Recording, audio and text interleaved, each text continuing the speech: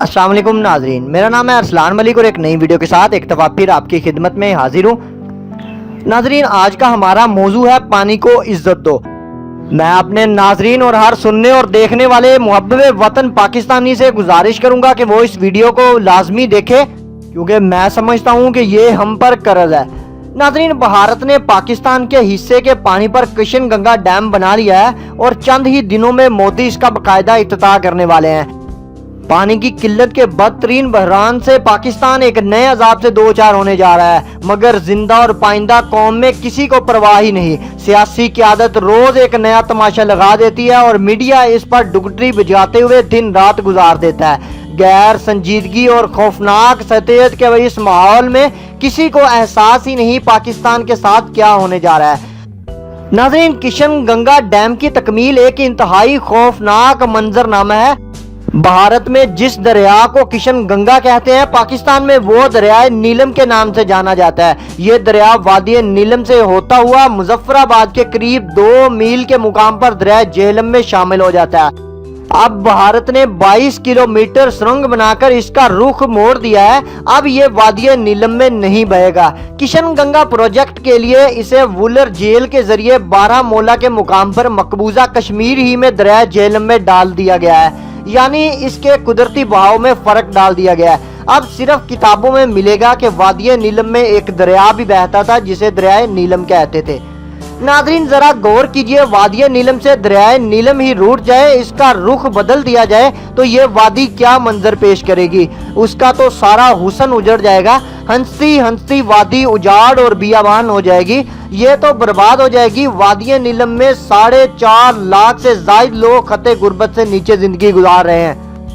دریائے نیلم کے ساتھ ساتھ ان کی زندگی چلتی ہے، اسی کے ساتھ ساتھ وہ چاول وغیرہ اگاتے ہیں، ان کی چکیاں بھی اسی کے پانی سے چلتی ہیں۔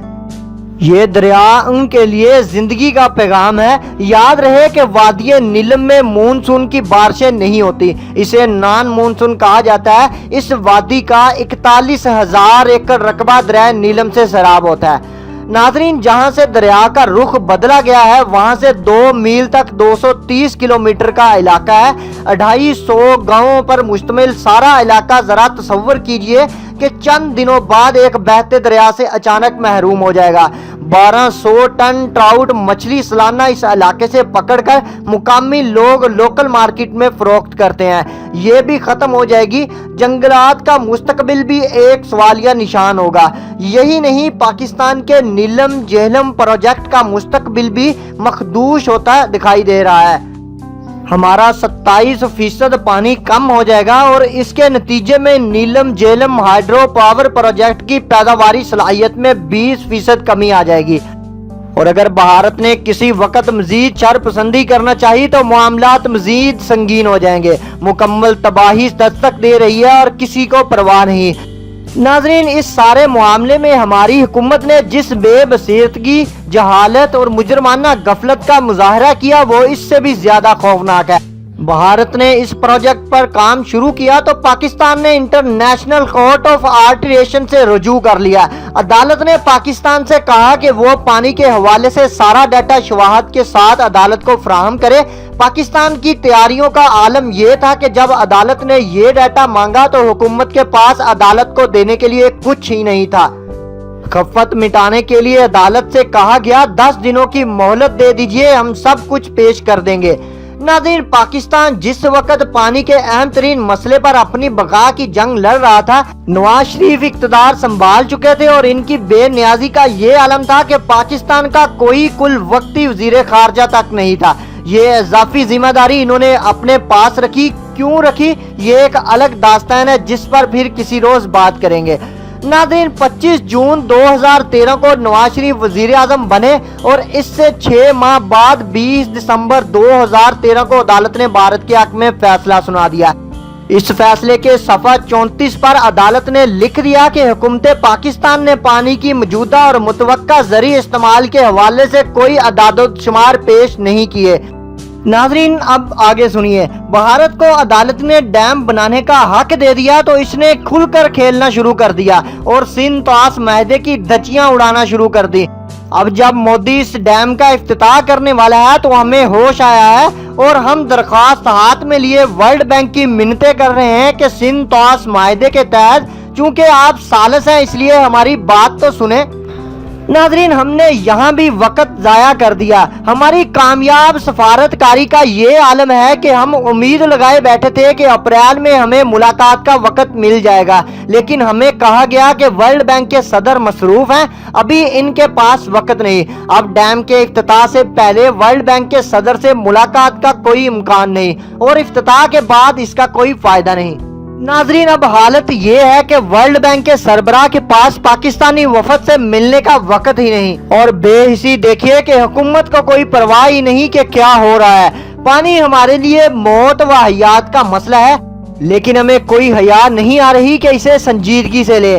کوئی اور ملک ہوتا اور اس کے ساتھ ایسی واردات ہو رہی ہوتی تو وہ اب تک سفارتی محاذ پر ایسا طوفان کھڑا کر چکا ہوتا کہ ورلڈ بینک تو رہا ایک طرف، خود اقوام عالم کو معاملے کا نوٹس لینا پڑتا، لیکن ہمارے ہاں کشن گنگا کی واردات پر حکومت بول رہی ہے اور نہ اپوزیشن۔ نیم خواندہ اور اوسط سے کم درجے کی قیادت کو شاید اس معاملے کی سنگینی کا احساس تک نہیں۔ ناظرین، کشن گنگا پروجیکٹ سے ہمارے ایکو سسٹم کو بھی خطرہ ہے۔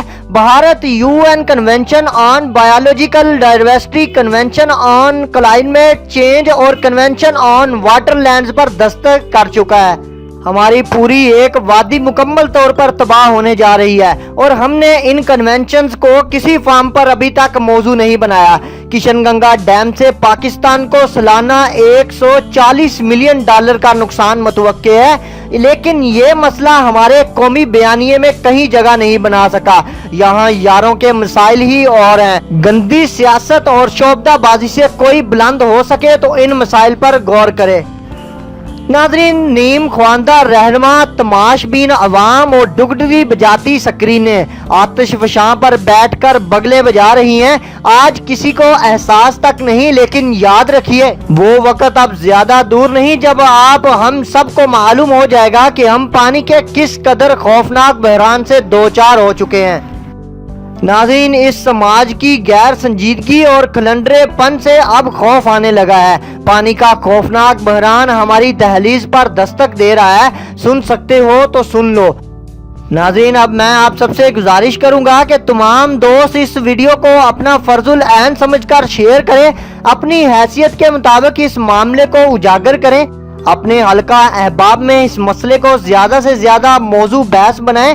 Social media, print media, electronics media, جہاں جہاں تک جس کی رسائی ہے وہ اس مسئلے کو پہنچائے۔ ہو سکتا ہے ہماری اس کوشش سے ہم اپنی دھرتی ماں سے ذرہ برابر وفا کرنے میں کامیاب ہو جائیں، جس سے ہم نے 70 سالوں سے بے وفائی کی ہے۔ ناظرین، یہ مسئلہ بہت سنگین ہے جس کا ہمیں اندازہ تک نہیں، جس کی طرف ہماری توجہ نہیں جاتی۔ ناظرین، 2025 تک پینے کے پانی کی اس قدر قلت ہو جائے گی کہ آپ کی فصلوں کو بھی پانی نہیں ملے گا اور پینے کا پانی آپ تک آسانی سے دستیاب نہیں ہوگا۔ یہ سیاستدان ہم پر ظلم کرنے چلے ہیں، اور یاد رکھیے ظلم کرنے والا اور چپ کر کے ظلم سہنے والا ایک برابر ہیں۔ اللہ پاک کا واسطہ ہے، خود پر اور اپنی آنے والی نسلوں پر رحم کریں اور ان کا سوچیں۔ آج آواز نہیں اٹھاؤ گے تو پیاسے تو ویسے ہی مر جانا ہے۔ اس کے علاوہ ناظرین، کشن گنگا ڈیم کے حوالے سے پاکستان نے عالمی بینک کو درخواست دے رکھی ہے۔ اس کا جو بھی جواب آتا ہے اس حوالے سے بھی میں ویڈیو لے کر آپ کی خدمت میں پیش ہوں گا۔ میری اس نئے آنے والی ویڈیو کا آپ نے انتظار کرنا ہے۔ اس کے علاوہ ناظرین، میں ایک دفعہ پھر آپ سے گزارش کروں گا کہ تمام پاکستانی اس ویڈیو کو زیادہ سے زیادہ شیئر کریں اپنے تمام گروپس کے اندر، اور ممکن ہو سکے تو اپنے فرینڈ لسٹ میں اور واٹس ایپ میں موجود تمام دوستوں، عزیزوں و اقارب کو ایک ایک کر کے بھی سینڈ کریں۔ اس کے علاوہ ناظرین، نیچے کامنٹ باکس میں کامنٹ کر کے اپنے خیالات کا بھی اظہار کریں، تاکہ اگر کوئی حکومتی نمائندہ بھی اس ویڈیو کو دیکھتا ہے تو اسے پتہ چلے کہ پاکستانی قوم ایک دفعہ پھر جاگ چکی ہے اور وہ آپ کی بے حسی کو بالکل برداشت نہیں کرے گی۔ آپ سب لیڈروں کو سیاسی چپکلسیں چھوڑ کر اس طرف اپنی توجہ مرکوز کرنی ہوگی، کیونکہ یہ ہمارا مسئلہ ہے، ہمارے ملک پاکستان کا مسئلہ ہے، ہماری سرزمین پاکستان کا مسئلہ ہے۔ جس پہ غفلت یا کوتاہی یا غداری ہم بالکل برداشت نہیں کریں گے۔ ناظرین میں حاضر ہوں گا ایک نئی ویڈیو کے ساتھ۔ میری نئے آنے والی ویڈیو کا آپ نے انتظار کرنا ہے، تب تک کے لیے میں آپ سب سے اجازت چاہوں گا۔ اپنے لاحقین کا بہت سا خیال رکھیے گا۔ اللہ حافظ۔